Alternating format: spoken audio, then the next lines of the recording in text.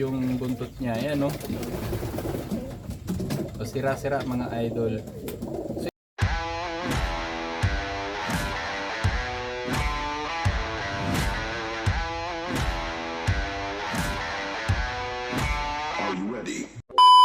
And so ayun na nga mga idol, so welcome back ulit dito sa ating YouTube channel.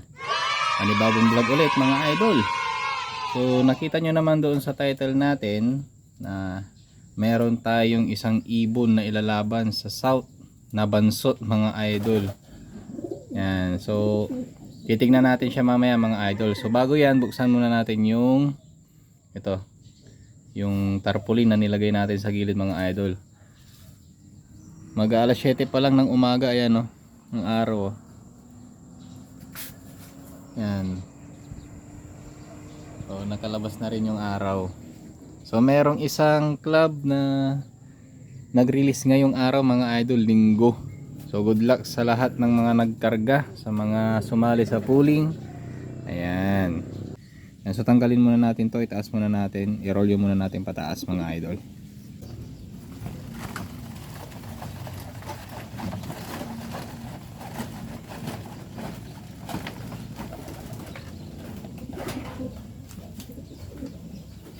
Nakaroll yun na yung ano natin, tarpaulin. So pasok tayo mga idol, check natin yung mga dumi na mga ibon natin. Ayan o. Tapos check na rin natin yung butsi nila kung may hindi natunawan. Yan. So ganyan ang ginagawa natin every morning bago tayo pumasok sa trabaho.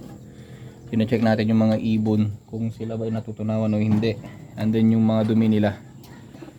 So nakikita ko naman na walang sobrang green na dumi.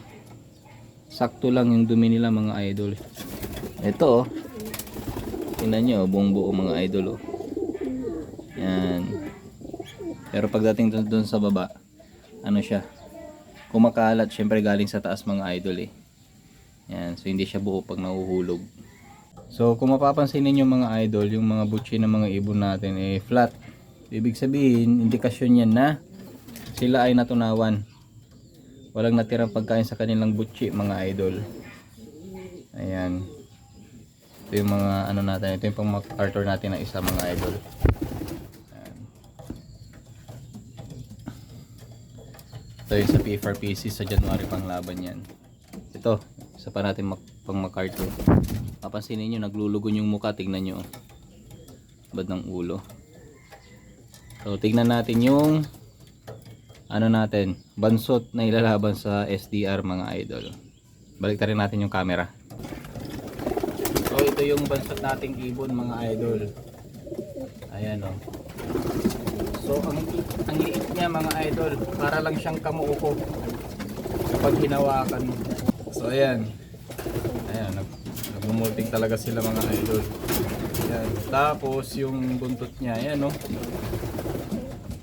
So sira-sira mga idol. So ito yung nag-iisang anak ng 5th overall champion natin. Ayan.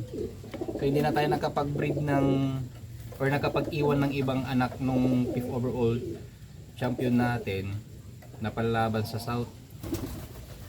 Ayan. Kasi yung mga ibang clutch binigay natin dun sa nagpahiram sa ating champion din niya, na pinaris natin dun sa ating champion din mga idol. Ayan, tapos ito pinasetter natin yung yung clutch nito. So yung isa mga idol namatay, tapos ito yung natira doon sa itlog na yun or sa clutch na yun.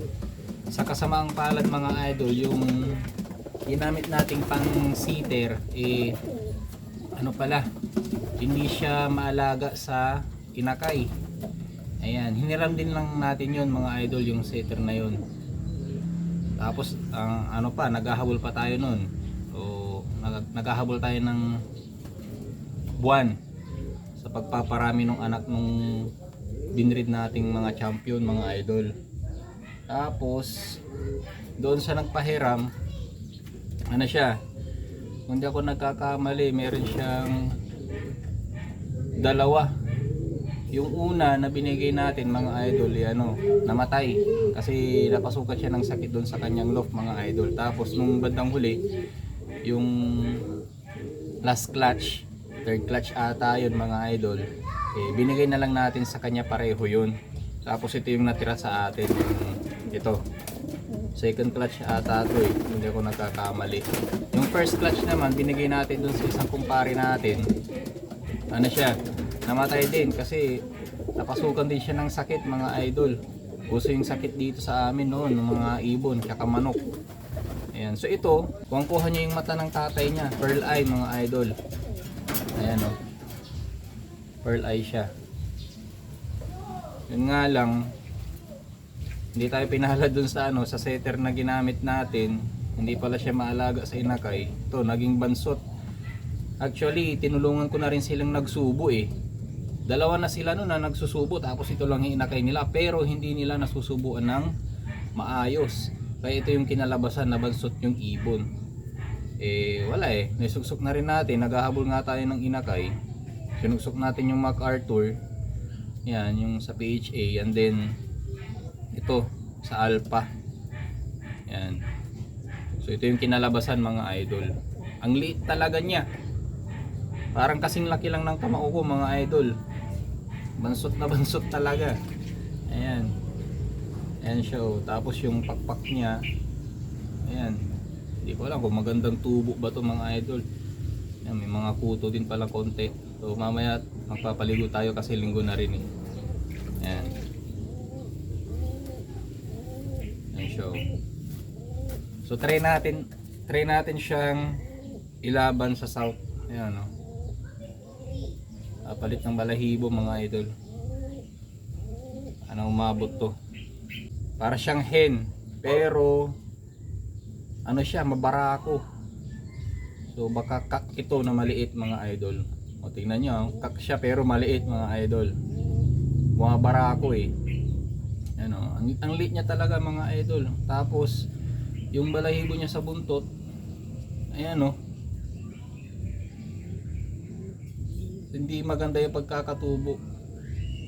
Kitang-kita mo talaga sa balahibo niya na siya, hindi maganda yung naging pundasyon niya ng katawan nung inakay pa lang.